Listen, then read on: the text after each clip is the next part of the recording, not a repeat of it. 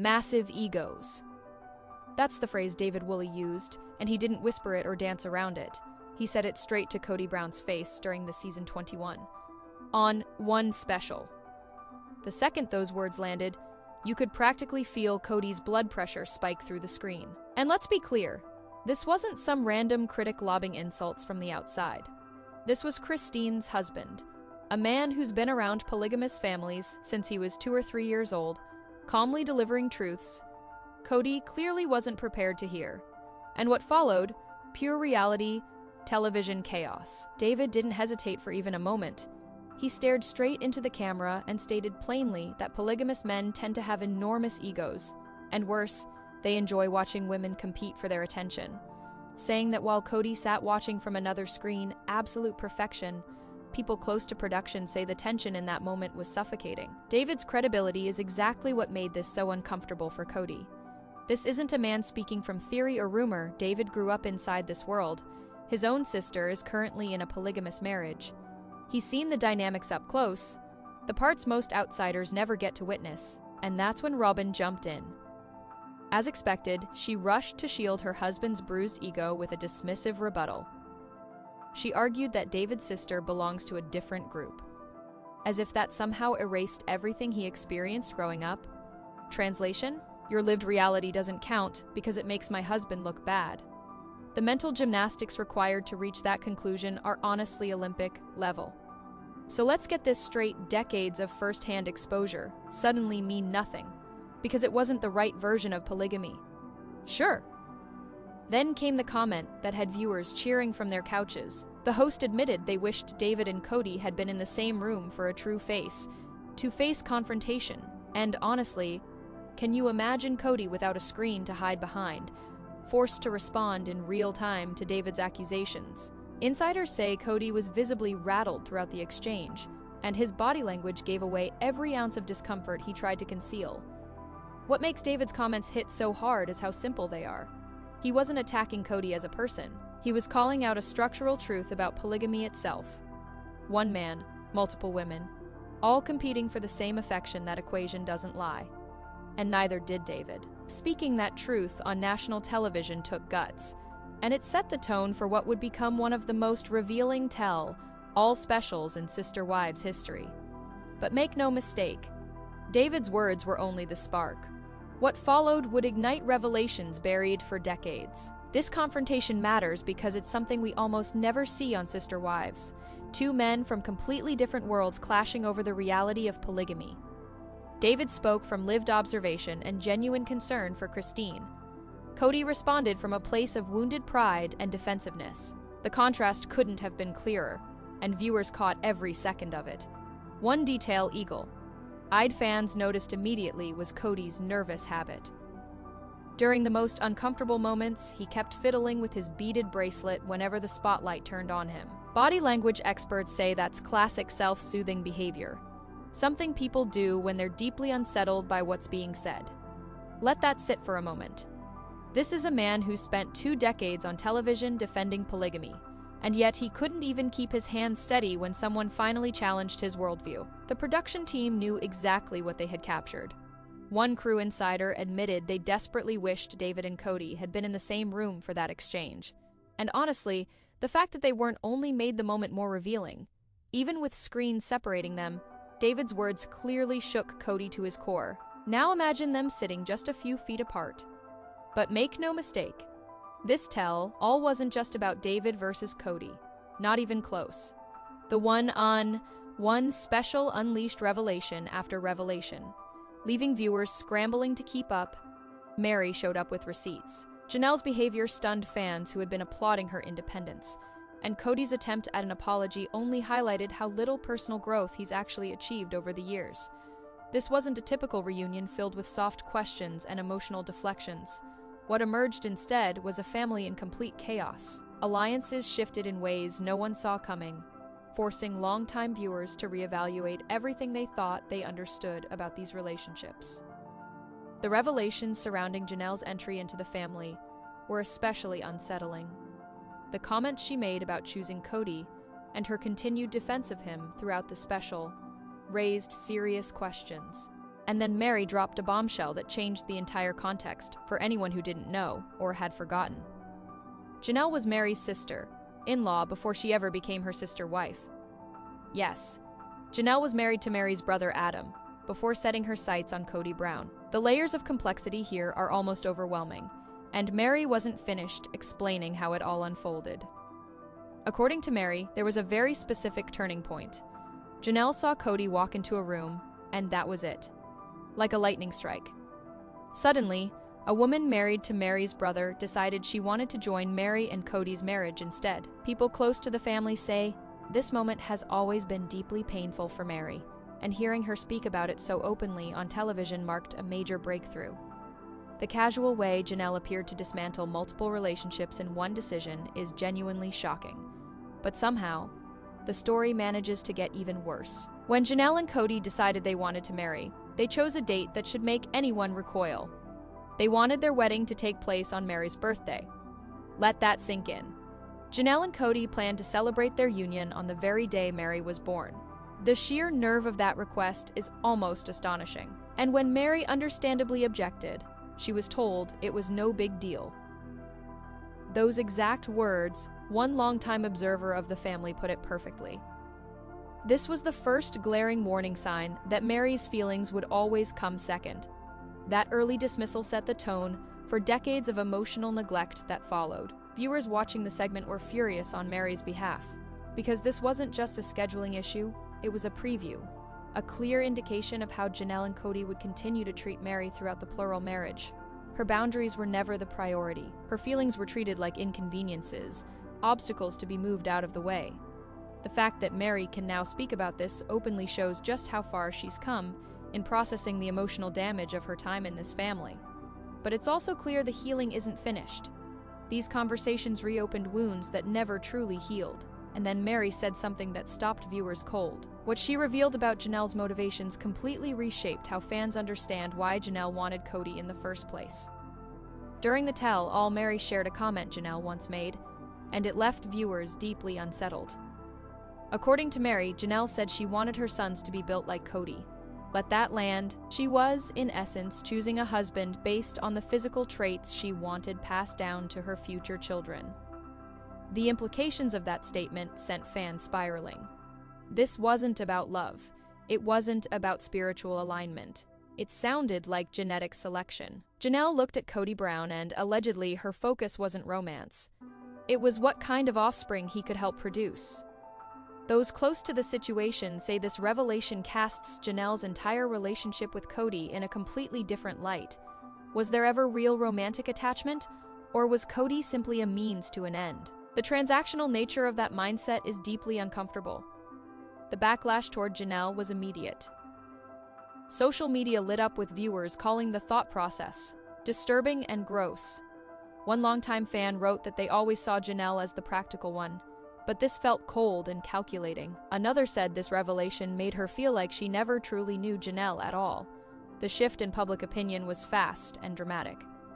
What makes this even harder to digest is the context of Meri's fertility struggles. While Meri longed desperately for more children and was only able to have one, Janelle appeared to be approaching motherhood through a lens of selective breeding. The emotional contrast between Meri's pain and Janelle's clinical mindset is stark and painful. Insiders say this dynamic created a quiet tension between the women that never fully resolved over the years. This new framing forces viewers to rethink nearly every interaction between Janelle and Kody across 20 seasons of television. The no-nonsense, logical persona Janelle projected may have masked something far more calculated beneath the surface. Fans who once admired her rational approach to plural marriage are now questioning whether that logic was really emotional distance disguised as wisdom. And then came the most shocking part of all, Janelle's behavior during this very tell. All episode, it blindsided fans completely. No one saw it coming. For the past 2 seasons, viewers had been rooting for Janelle as she finally found her voice and pushed back against Kody's treatment of her and their children. She became a fan favorite, a symbol of independence after years of being sidelined. But during the on one special, something changed. Janelle appeared to align herself with Kody at every turn. The woman who seemed to have broken free suddenly looked like she was retreating right back into old patterns. She agreed with nearly everything Kody said. When others challenged him, she rushed to defend him. Production insiders were reportedly stunned by the sudden reversal. One described it as whiplash, inducing watching someone who had spent 2 years reclaiming independence suddenly revert in real time. The Janelle fans thought they knew seemed to disappear before their eyes. And the disappointment, it was everywhere. Across every social platform, viewers made it clear. They felt betrayed. Viewers who had emotionally invested in Janelle's journey felt genuinely blindsided by what they saw. Comments like, "I can't believe I wasted 2 seasons rooting for her. She learned nothing," flooded fan forums almost immediately. The goodwill Janelle had built through her slow awakening disappeared. Practically overnight, now people are questioning whether any of her earlier resistance was ever real. Speculation has reached a boiling point. Is Janelle quietly reconnecting with Kody behind the scenes?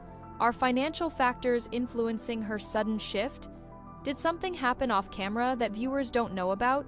According to sources familiar with the family, nothing can be ruled out. One insider hinted cryptically that Janelle's motivations may be far more complex than they appear.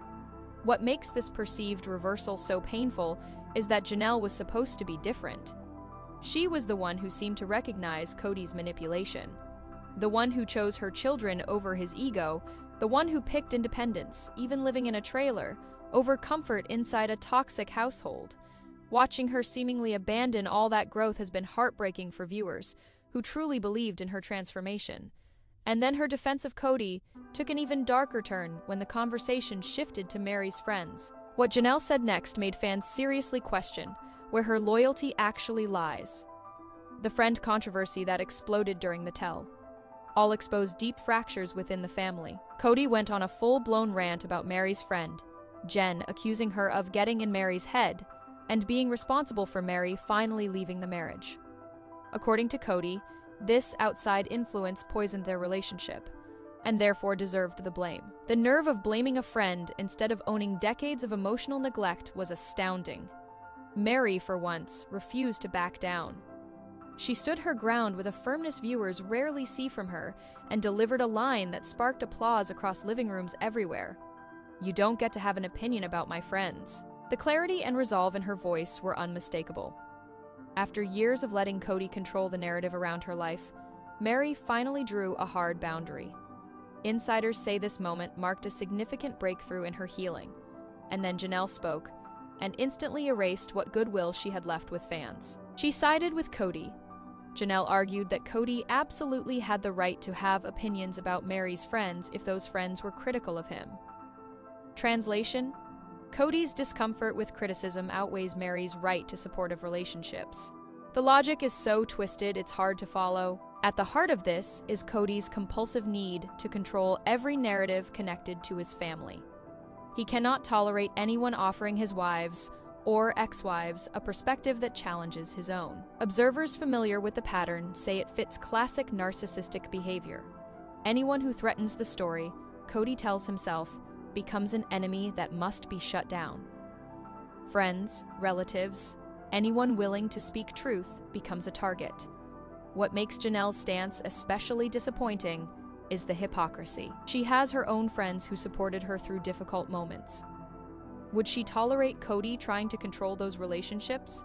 Defending his right to police Meri's friendships while maintaining her own support system is a contradiction fans didn't miss, and they've been calling it out loudly.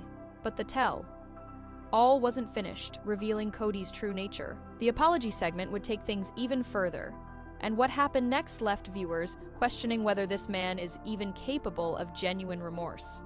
The apology portion was meant to be a moment of accountability. Kody was supposedly there to apologize to Meri for years of emotional neglect and mistreatment.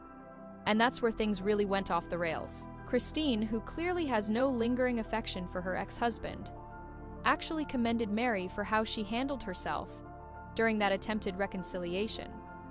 And the fact that Christine felt moved to acknowledge Meri's strength speaks volumes about how heavy that moment really was. But, as always with Kody, there was a catch. His so-called apology wasn't really about Meri at all. It revolved entirely around him, his emotions, his perspective.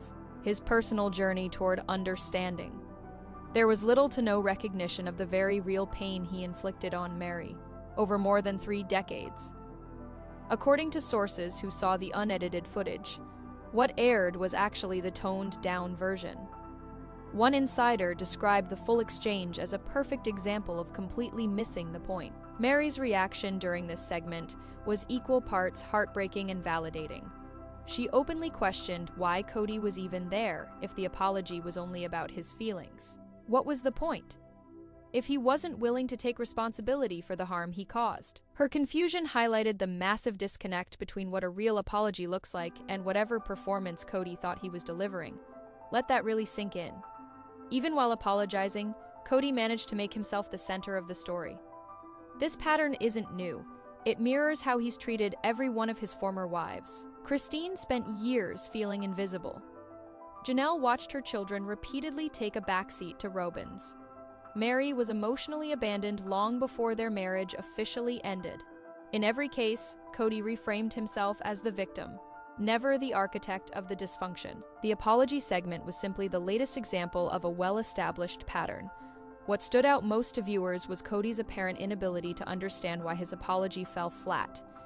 He seemed genuinely confused that Meri wasn't overflowing with gratitude for his half-hearted attempt at accountability. The lack of self-awareness was almost astonishing. Insiders say this ongoing gap between Kody's intentions and the impact of his behavior has frustrated nearly everyone who's tried to maintain a meaningful relationship with him.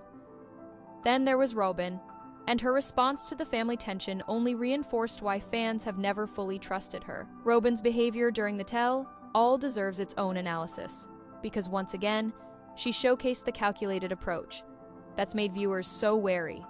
When the topic of her past offer to act as a surrogate for Meri came up, Robyn framed it as proof of her kindness and compassion. She claimed the offer came from a place of deep concern for Meri's infertility struggles. Viewers weren't buying it. People close to the family have long questioned Robyn's motives behind that offer. One insider put it bluntly: Robyn knew Meri would never actually accept, which meant the gesture cost her nothing while making her appear generous. Over the years, this kind of strategic kindness has become Robyn's calling card, saying all the right things while positioning herself for praise and sympathy. Fans have grown remarkably skilled at spotting when Robyn is being authentic versus when she's performing. And the reaction was swift. Social media filled with criticism, calling out what many saw as a transparent attempt to rewrite history. Viewers pointed out that during the years Meri struggled with infertility, Robyn was busy having children of her own while occupying the majority of Kody's time and attention. Against that backdrop, the retroactive surrogacy offer rings hollow. And then came Robyn's dismissive response to David's comments about polygamy. Remember, David grew up around polygamous families and has decades of first-hand experience observing how those dynamics actually work. And that dismissal would only deepen viewers' skepticism even further. But Robyn brushed all of that lived experience aside with a single dismissive claim: David's sister belongs to a different group, as if the core reality of one man married to multiple women somehow changes, depending on the religious label attached to it. Watching the mental gymnastics required to sustain that argument is exhausting. What Robyn never actually addressed was the substance of David's point. Instead of engaging with what he said, she went after who he was.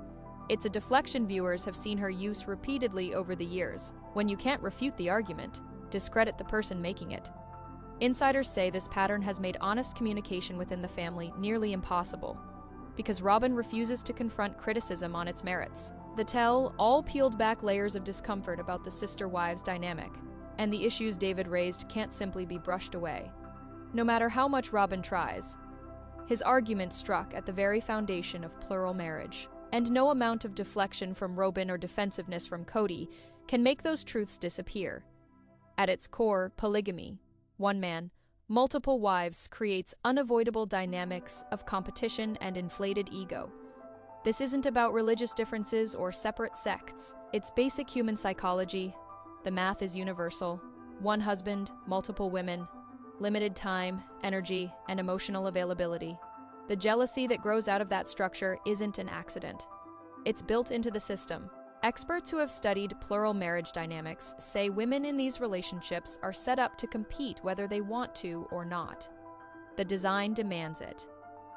David saw this from childhood, and his willingness to say it out loud on national television took real courage. The emotions and rivalries he described can't be eliminated through better communication or stronger faith. They're inherent. Every moment Kody spent with one wife meant less time for another. Every pregnancy announcement reminded childless wives of what they didn't have. Every public display of affection sent ripples of insecurity through the family. This isn't polygamy malfunctioning. This is polygamy operating exactly as intended. Meri's infertility deserves special focus in this context. During the tell, all the pain of watching her sister wives have child after child, while she could only have one, was unmistakable. The isolation she must have felt, surrounded by a growing family that constantly reflected what her body couldn't give her, is heartbreaking. Sources say Meri has spent years in therapy trying to process this trauma, and the healing is still ongoing. What made her experience especially devastating is that plural marriage magnified her grief at every step. In a monogamous relationship, infertility is something a couple mourns together. In Meri's reality, she grieved largely alone while her husband continued building families with other women. The constant visual reminders of her loss made healing exponentially harder. Insiders say this dynamic was never truly acknowledged or supported by anyone in the family during those painful years. As this saga reaches its final chapter, fans are left wondering what comes next for a family that now feels irreparably fractured. The revelations from this tell all have rewritten everything we thought we knew. The seismic shifts exposed during the season 21 special permanently changed the way this family is viewed. David versus Kody wasn't just compelling television. It was a collision between truth-telling and self-delusion. Janelle's apparent betrayal of her sister wives has left fans stunned and re-examining every assumption they once held about her. Meri's decision to finally speak openly after decades of silence was nothing short of transformative. And that moment, Kody nervously fidgeting with his beaded bracelet while David calmly called out the ego-driven nature of polygamous men, is already cemented in sister wives' history. A silent physical tell that spoke louder than any words ever could. His body betrayed what his words refused to admit. Experts in body language say those unconscious habits often expose the truth people try hardest to suppress. On some level, Kody knows David was right. He just isn't capable of acknowledging it out loud. The current state of this family is a web of unresolved hurt, fractured trust, and shifting alliances. Meri, at least, appears to be moving forward, away from the chaos. Away from the emotional damage that defined her marriage.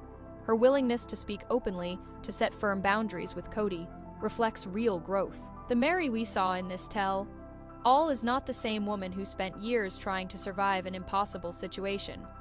She's stronger now, clearer, more grounded. Janelle's path, however, is far more troubling. Her behavior during the special raises serious questions about whether she's slipping back into old patterns or quietly exploring reconciliation with Kody. The woman who once seemed fully awake now appears uncertain, even conflicted about where her loyalty truly lies. Fans who rooted for her independence are left wondering whether that transformation was ever as solid as it appeared. Meanwhile, Kody and Robyn remain increasingly cut off, living together in their Flagstaff mansion, while the family they once claimed to lead continues to splinter into separate lives. The irony is impossible to ignore. The man who demanded all his wives under one roof has ended up essentially alone with Robyn. What was once sold as a plural family dream has unraveled into a cautionary tale about ego, favoritism, and the real human cost of denial and dishonesty. And this story isn't over yet. The final episode of the season 21 special is still ahead, promising even more revelations and confrontations.